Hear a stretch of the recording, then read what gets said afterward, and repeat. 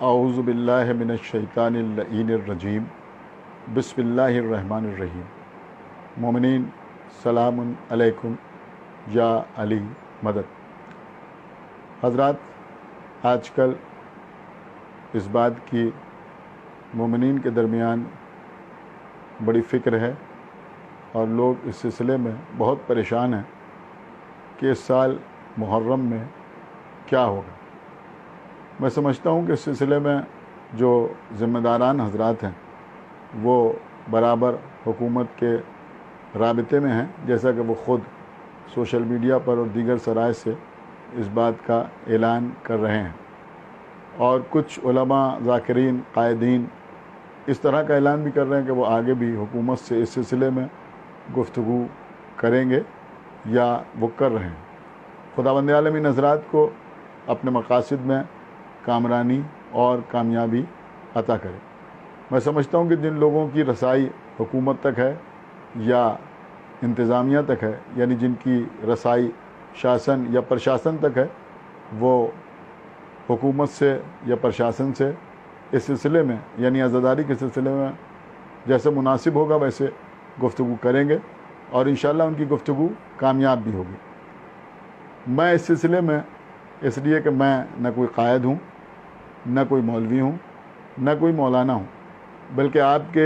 ایک بھائی کی حیثیت سے، حالانکہ ادھر میری طبیعت کچھ خراب ہے لیکن بات بہت اہم ہے، لہذا میں اس وقت آپ سے رات کی 11 بجے لائیو ہو کر گفتگو کر رہا ہوں کہ میں آپ سے صرف ایک گزارش یہ کرنا چاہوں گا کہ عزاداری ہماری روح ہے، عزاداری ہماری جان ہے، عزاداری ہماری روح و جان ہے۔ یا یوں سمجھیں کہ عزاداری ہماری زندگی کا مقصد نہیں ہے بلکہ عزاداری ہماری زندگی ہے۔ جیسے پانی ہمارے لیے زندگی کی ضرورت ہے لیکن مچھلی کے لیے پانی زندگی کی ضرورت نہیں ہے بلکہ زندگی ہے، ایسے ہی عزاداری ہمارے لیے زندگی ہے، عزاداری ہمارے لیے حیات ہے، اس کے بغیر ہم زندہ نہیں رہ سکتے۔ میں اپنے تمام بھائیوں سے، میں اپنے تمام مومنین سے، تمام عزاداروں سے، وہ کسی بھی شہر کے، کسی بھی قصبے کے اور کسی بھی جگہ کے رہنے والے ہوں، ان سے یہ گزارش کروں گا کہ جو لوگ شاسن یا پرشاسن سے گفتگو کر رہے ہیں ان کو آپ اپنی ذمہ داری نبھانے دیجئے، انشاءاللہ اس کے بھی اچھے نتائج برآمد ہوں گے۔ لیکن میں یہ سمجھتا ہوں کہ ہم کم سے کم یہ کام ضرور کریں کہ جو سب سے بڑی سرکار ہے، جو سب سے بڑی حکومت ہے، اس کی خدمت میں درخواست پیش کریں، اور میں سمجھتا ہوں کہ وہ درخواست پیش کرنے کا بہترین طریقہ یہ ہے کہ ہم بالکل خلوص کے ساتھ، بغیر کسی تصنع کے، خلوص دل کے ساتھ، آنسوؤں کے ساتھ اپنے امام زمانہ کی خدمت میں عریضہ لکھیں، اور وہ عریضہ صرف اور صرف اس سال کے محرم کے لیے لکھیں، اور لکھیں کہ اگر آپ چاہیں تو ابھی یہ کرونا کی وبا بھی ختم ہو سکتی ہے، اور جس طرح سے محرم ہوتا تھا اسی طرح سے یہ محرم ہو۔ میں ایک بات بالکل واضح طور پہ آپ کی خدمت میں عرض کروں کہ ہمارے اور آپ کے 5ویں امام حضرت امام محمد باقر علیہ الصلوۃ والسلام نے ارشاد فرمایا دعا کے سلسلے میں کہ دعا صرف ہاتھوں کو پیش آسمان بلند کر دینے کا نام نہیں ہے، دعا صرف چند کلمات کی زبان سے ادائیگی کا نام نہیں ہے، بلکہ دعا کا مقصد ہے اپنی عاجزی کا مکمل اعتراف اور اللہ کی قدرت پر مکمل اعتماد۔ لہذا جس طرح سے ہو سکے اس طرح سے رو کے،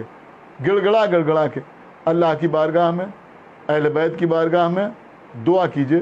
محرم کے لیے، عزاداری کے لیے، جو آپ کر سکتے ہوں وہ کریں۔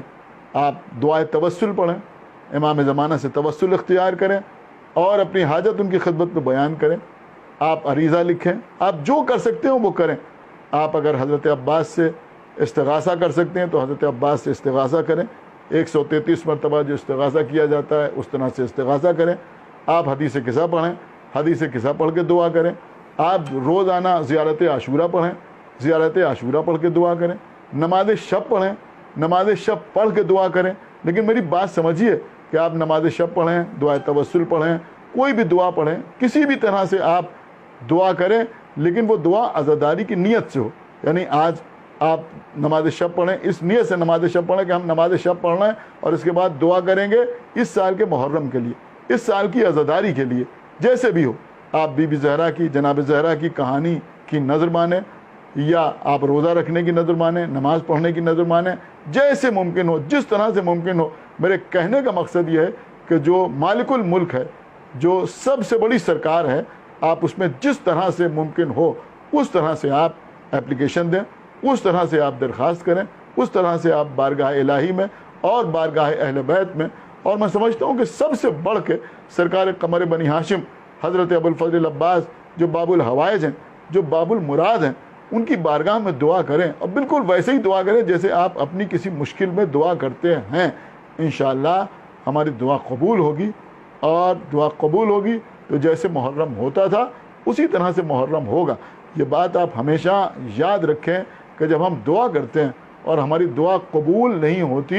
تو دو ہی باتیں ہوتی ہیں کہ جس سے ہم مانگ رہے ہیں، یا تو اس کے خزانے میں کمی ہے، اور یا پھر ہم کو مانگنے کا طریقہ نہیں آتا۔ تو اگر ہماری دعا قبول نہیں ہوتی تو اس کا مطلب یہی ہوتا ہے کہ وہاں خزانے میں کوئی کمی نہیں ہے، عطا میں کوئی کمی نہیں ہے، بلکہ ہمارے دامن پھیلانے کے سلیقے میں کمی ہے، ہماری دعا میں کمی ہے۔ لہذا تمام مومنین، تمام شیعان حیدر کرار اور تمام عزاداران امام حسین علیہ السلام مل کے آنسوؤں کے ساتھ، گریے کے ساتھ بارگاہ الہی میں، اہل بیت کی بارگاہ میں دعا کریں کہ جس طرح سے ہر سال محرم ہم کرتے تھے اسی طرح سے ہم محرم کریں۔ یہ بات ہمیشہ اپنے ذہن میں رکھیں کہ یہ محرم میں جو ہم عزاداری کرتے ہیں یہ امام حسین علیہ السلام کی ضرورت نہیں ہے، یہ ہماری ضرورت ہے۔ حسین تو وہ ہیں کہ اگر ان پر ہم نہ روئیں گے تو پتھر روئیں گے، ہم نہ روئیں گے تو زمین و آسمان روئیں گے۔ دعا اس بات کی کریں کہ مولا اس سال بھی ہم کو وہ توفیق عطا کریں کہ جیسے ہم ہر سال امام حسین علیہ السلام کی عزاداری کرتے تھے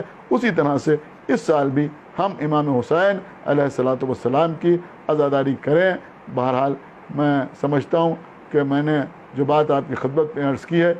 اس پر تمام مومنین غور ضرور کریں گے اور اس پر عمل بھی کریں گے، اور انشاءاللہ اگر ہم دعا کریں گے تو ہماری دعا بارگاہ الہی میں ضرور مستجاب ہوگی۔ خدا حافظ۔